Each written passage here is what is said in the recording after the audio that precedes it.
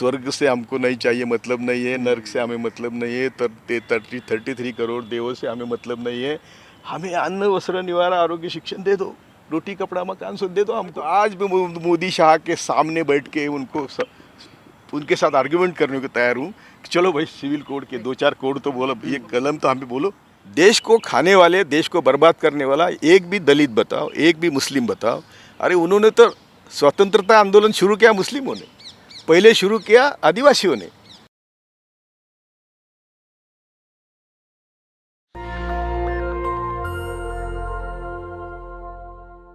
संविधान में जो तरतूद है वो मार्गदर्शक तत्व में है, यानी डायरेक्टिव प्रिंसिपल, और वो ऐच्छिक है, वो मैंडेटरी नहीं है।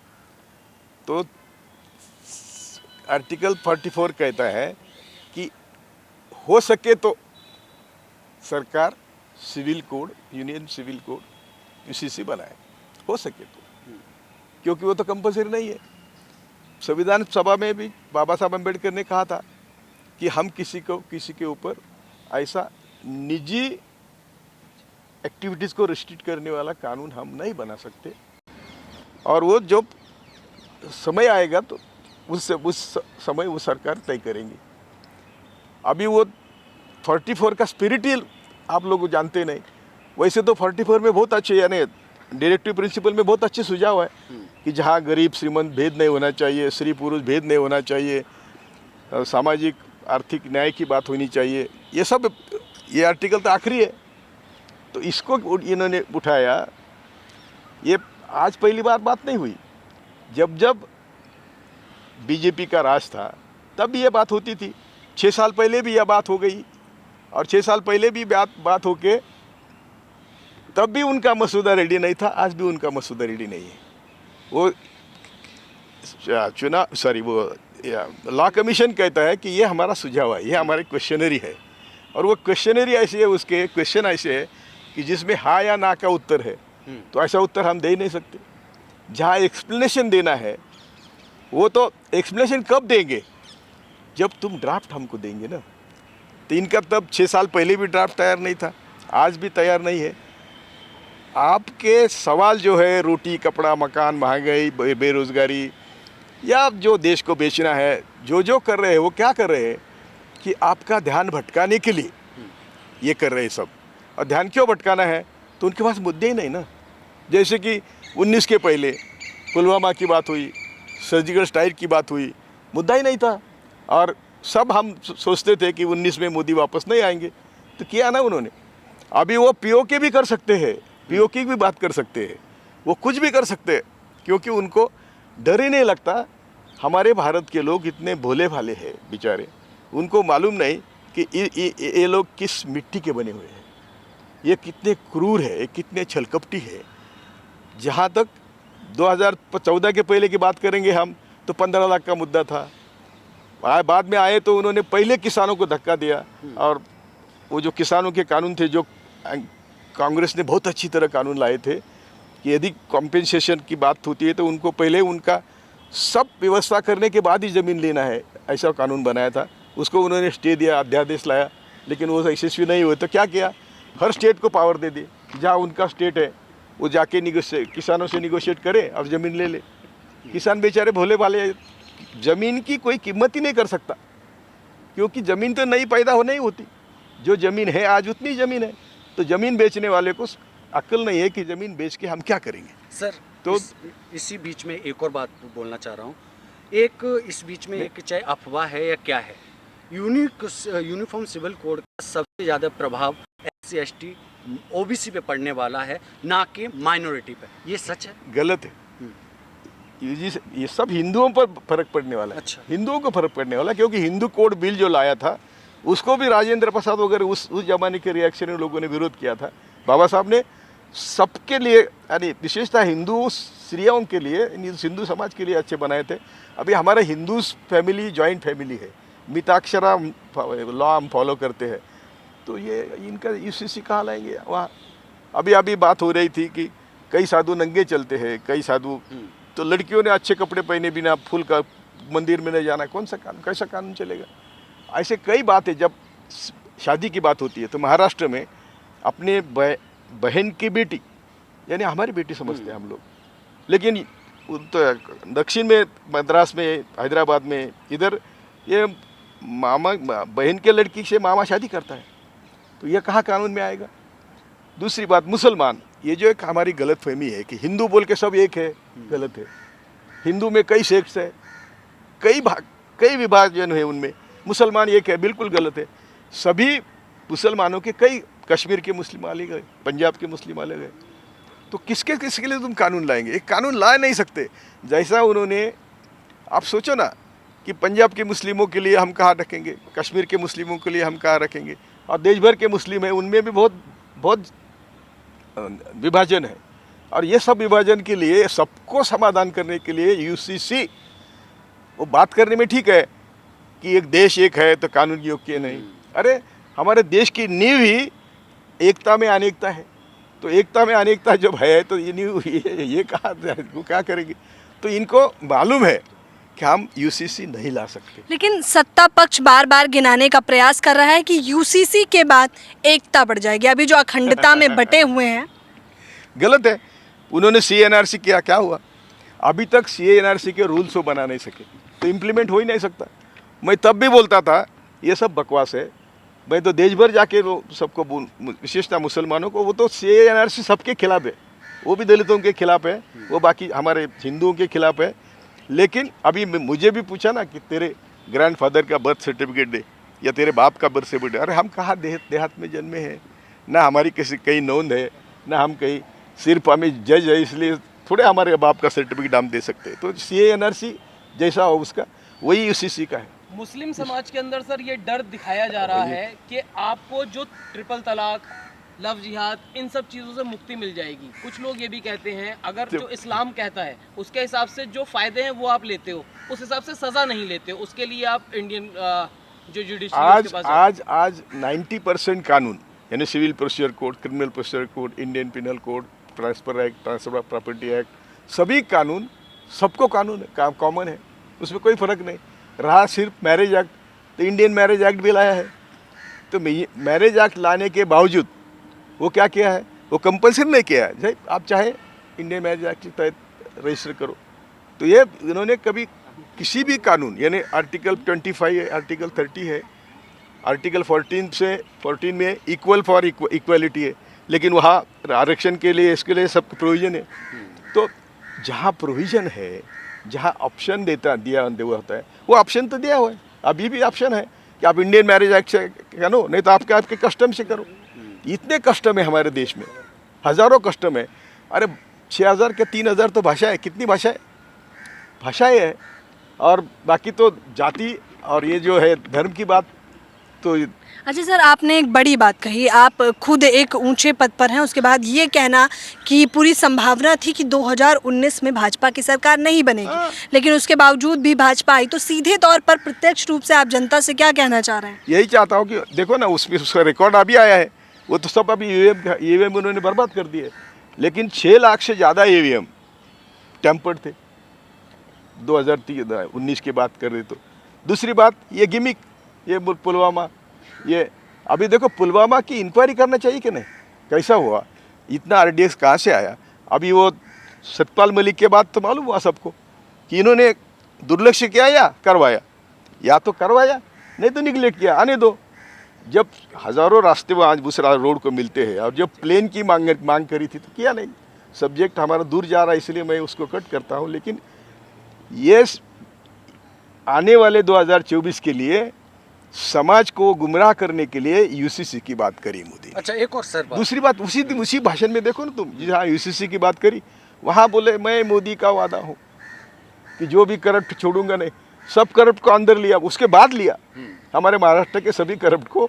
मैं तो कहता हूँ कि हमारी गंदगी गई पॉलिटिक्स की, वो अंदर जाए बीजेपी में।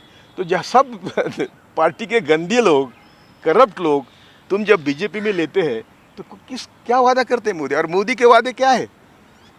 नोटबंदी के बाद क्या वादा किया था, 50 दिन में सब ठीक हो जाएगा, और भ्रष्टाचार, आतंकवाद, जाली नोट, ये 4 मुद्दे थे उनके। तो क्या एक भी मुद्दा, और कैश तो उस समय उसमें दुगना हो गया अभी कैश बाज़ार में।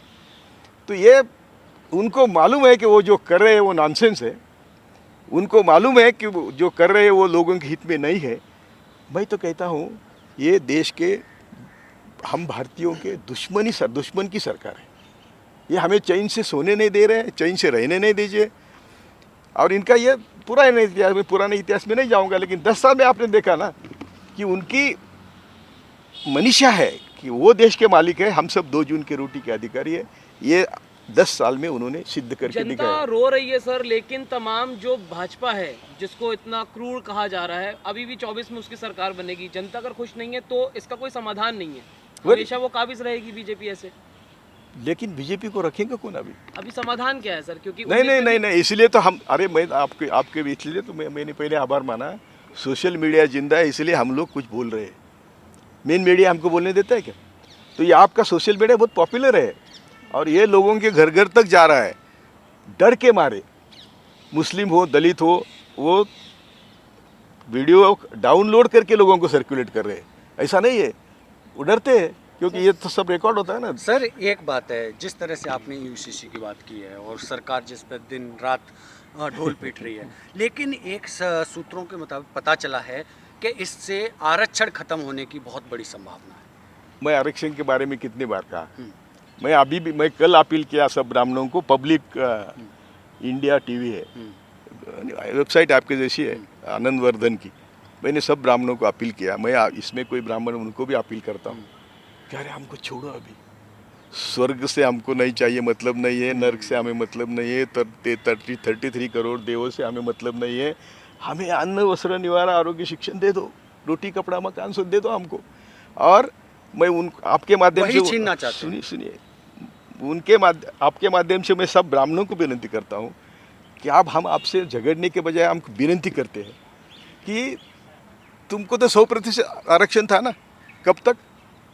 47 तक, कॉन्स्टिट्यूशन आयोग तक तो 100% ब्राह्मण सभी, कोई भी आया, औरंगजेब आया तो उनके दरबार में थे, ब्रिटिश आए तो उनके दरबार में थे, मोहम्मद गजवी आए तो उनके दरबार में वही थे, ब्राह्मण थे, उन्होंने मदद की सबको। हम तो सब जानवर थे, ना पढ़े लिखे थे, ना हमें संपत्ति का अधिकार ना था, हम सीखने का पढ़ाई का अधिकार था। तो हमने क्या किया? हम तो कुछ नहीं कर सकते थे। तो जब 100% आरक्षण आपको था तो देश कहाँ थे? अरे हिटलर ने देश बर्बाद किया, मुसोलिनी ने देश बर्बाद किया, जापान को अमेरिका ने बर्बाद किया, तो भी देश वो आज टॉप पर है। हमको तो किसी ने बर्बाद नहीं किया, हमको तो हमने बर्बाद किया। और हमने नहीं, ब्राह्मणों ने बर्बाद किया हमको। और ये ब्राह्मणों ने बर्बाद करने के बावजूद आप बोलते हैं कि आरक्षण के खिलाफ बोलते हैं। आरक्षण के पहले आरक्षण तो आपको 100% था, आज भी है, आज भी कम पड़ा तो 10% और दिया है। तो ये आप सब सत्ता में होने के बावजूद देश आगे क्यों नहीं जा रहा है, ये ब्राह्मणों ने सोचने की जरूरत है। और उसके बाद हम सबको सोचने से प्रभाव पड़ेगा? बिल्कुल नहीं पड़ेगा, लेकिन हम सबको काम करना पड़ेगा, हम सबको समझाना पड़ेगा। अरे भाई तुम ड्राफ्ट तो दे दो, वो ड्राफ्ट बना नहीं सकते। मैं तो आज भी मोदी शाह के सामने बैठ के उनके साथ आर्ग्यूमेंट करने को तैयार हूँ कि चलो भाई सिविल कोड के 2-4 कोड तो बोलो, ये कलम तो हमें बोल ही नहीं सकते। वो इतने बोलेंगे, एक देश एक कानून, ये सब कानून के सामने एक होना चाहिए। सब कानून के सामने कब एक होना चाहिए? जब सब लोग सामाजिक स्तर पर, आर्थिक स्तर पर एक है, तो एक कानून की बात करें। सर एक अजीब नहीं लगता जहां प्रधानमंत्री हमारे देश के कहते हैं मैं कपड़ों से पहचान लेता हूं, उस देश में समान कानून की बात की जा रही है? तो लेकिन कपड़े के पहचान की अभी कई किस्से बताओ। हाँ।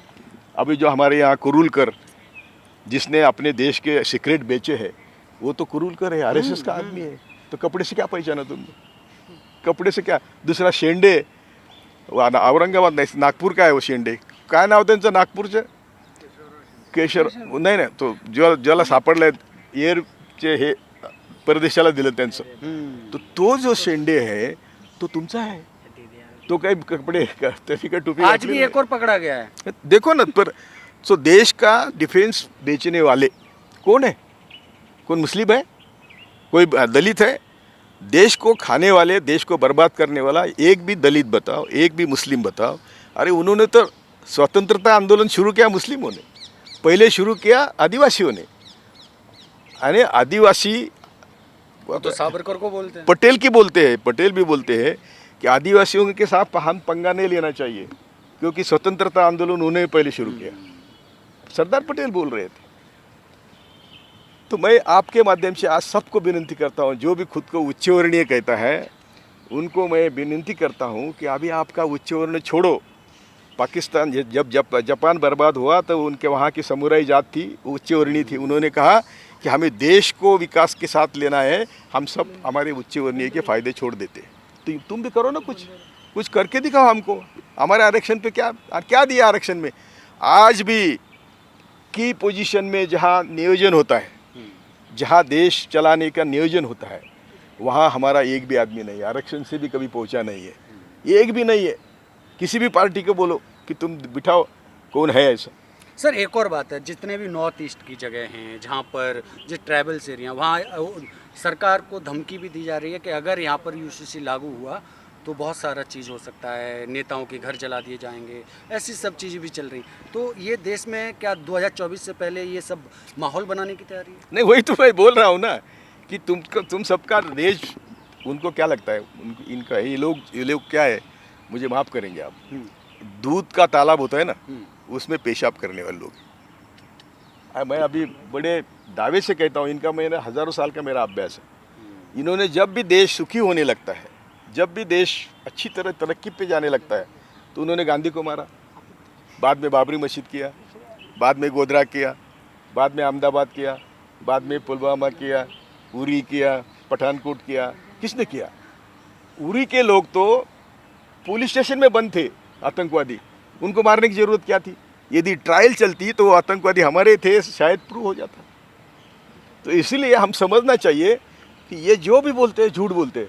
मैं दावा करता हूँ कि मोदी शाह कभी सच बोले वो हमें बताए कोई। तो सच बोलने का उनको मालूम ही नहीं सच बोलना। फिर देश हित में तो काम कर रहे हैं, बोलते हैं राष्ट्रवादी, तो बोलो ना, राष्ट्रवादी। अभी पहला देश हित उन्होंने क्या किया? संविधान को बर्बाद किया, डेमोक्रेसी को बर्बाद किया। वो अच्छा काम किया उन्होंने। 5 किलो धान दिया तो हम लोगों को आलसी बनाया। हम बोलते थे हमको मनरेगा में काम दो, मनरेगा का काम चलता तो देश का विकास होता। मनरेगा का काम चलता तो हम श्रम के पैसे लेते, धान लेते, खरीदते। आज हमारी बहनें दूसरों के घर बर्तन बांध रही है, और ये जो हमारे भाई है दारू पी के पड़ रहे घर में, 5 किलो धान आ रहा है। तो ये तुमको पंगु बनाने के लिए 100 करोड़ लोगों को ये 5 किलो धान दे रहे हैं। तो ये समझने वाले लोगों को समझता है, लेकिन हम सब लोग ये जो मोदी जी आदि देता है, इतने ये क्या आयु किया क्या? तो मैंने कहा कि संविधान ख़त्म किया, डेमोक्रेसी ख़त्म कर। अरे क्या बोल रहे हैं? वो एक सवाल पूछा ज़िंदगी में, उनके 10 साल के अमेरिका में एक ही सवाल पूछा कि आपके यहाँ या ये चल रहा है, तो क्या बोले? मोदी का उस आंसर क्या था? प्रश्न को तो उत्तर नहीं दिया, लेक्चर देने शुरू किया, और वो भी प्रॉम्प्टर, टेलीप्रॉम्प्टर पर। नेशनल दस्तक की आपसे गुजारिश है कि अगर इसको बचाना चाहते हैं तो नेशनल दस्तक को सब्सक्राइब करने के लिए रेड कलर के सब्सक्राइब बटन को दबाएं, फिर बेल आइकन की घंटी दबाएं। नेशनल दस्तक को बचाने के लिए बहुत जरूरी है कि हर खबर को शेयर करें, लाइक करें, कमेंट जरूर करें।